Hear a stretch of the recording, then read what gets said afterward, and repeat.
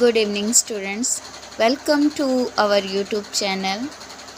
आज हम बात करेंगे फ़िज़िकल केमिस्ट्री के फॉर्मूलाज़ की। ये वीडियो 12th क्लास के स्टूडेंट्स के लिए हैं।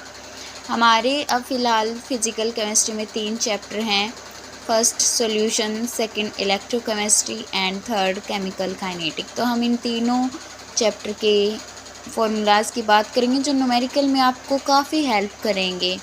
जब हम न्यूमेरिकल सॉल्व करने बैठते हैं तो हमें पता नहीं होता कि कौन सा फॉर्मूला कहाँ लगे, तो हम इनकी एक शीट बना लें जिससे हम आसानी से फाइंड आउट कर सकते हैं कि कौन सा फॉर्मूला किस न्यूमेरिकल में लगने वाला है। तो पहले मैं सॉल्यूशन चैप्टर से स्टार्ट करेंगे। सबसे पहले बात करेंगे मास परसेंटेज की, यानी मास बाय मास की, जिसमें mass of the component in solution upon में total mass of the solution into 100। ये जो mass of the component in solution है, total mass of the solution, इसका हम एग्जांपल ले सकते हैं कि जो 10 ग्राम ग्लूकोज है वो डिज़ोल्व है 90 ग्राम ऑफ वाटर में। जो हमारा टोटल सॉल्यूशन बनेगा वो 100 ग्राम ऑफ सॉल्यूशन बनेगा।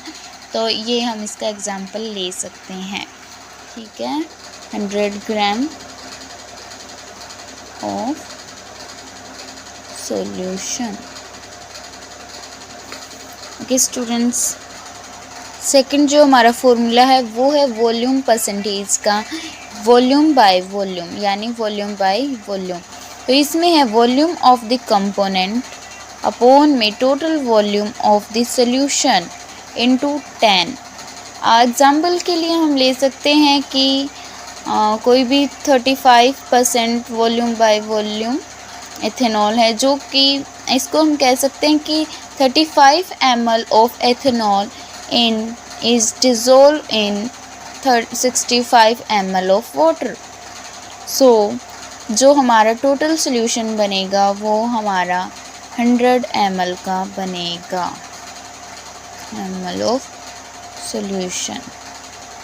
ठीक है, आप इस फॉर्मूले को नोट कर सकते हैं जो कि आपके न्यूमेरिकल में काफ़ी हेल्प करेंगे। मैं उम्मीद करूँगी कि आप वीडियो को पॉज करके साथ साथ में नोट करेंगे इनको। थर्ड है मोल फ्रैक्शन, जो आप 11th क्लास में भी पढ़ चुके हैं।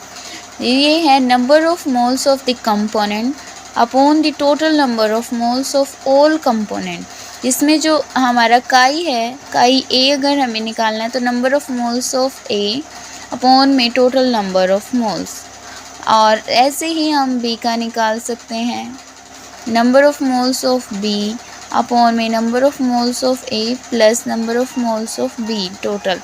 और जो काई ए प्लस बी है वो 1 के इक्वल होगा। तो अगर हमने के फाइंड आउट कर लिया है, हमें बी निकालना है, तो chi B is equal to 1 minus chi A. ये हमारा फॉर्मूला हो जाएगा।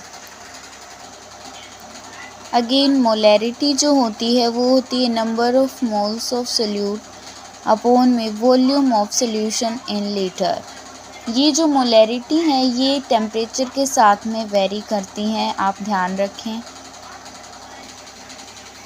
अगेन मोलैरिटी जो number of moles of solute है अपॉन में mass of solvent in KG. और ध्यान रहे मोलैलिटी जो होती है वो इंडिपेंडेंट होती है टेम्परेचर के, और ये है टेम्परेचर के साथ वेरी करती है, मीन्स ये टेम्परेचर डिपेंडेंट है और ये इंडिपेंडेंट है टेम्परेचर की। इस पार्ट में हमने बात की है ये कुछ फॉर्मूलाज जो आपने 1/2+1 में पढ़ लिए हैं, कुछ एक आपके लिए अब नए हैं। और फर्स्ट पार्ट में बस इतना ही, मिलते हैं नेक्स्ट पार्ट में जिसमें मैं आपको करवाऊँगी हेनरी लॉ के formulas, Raoult's law and ideal solution, non ideal solution, ये relative law of vapour pressure, elevation of boiling point, depression in freezing point and osmotic pressure and van't Hoff factor. तो first part में बस इतना ही, क्योंकि video बहुत लंबा हो जाता है। दूसरे पार्ट में मैं आपको कुछ बचे हुए फॉर्मूलाज हैं सॉल्यूशन चैप्टर के, वो करवाऊँगी। तब तक के लिए बाय बाय।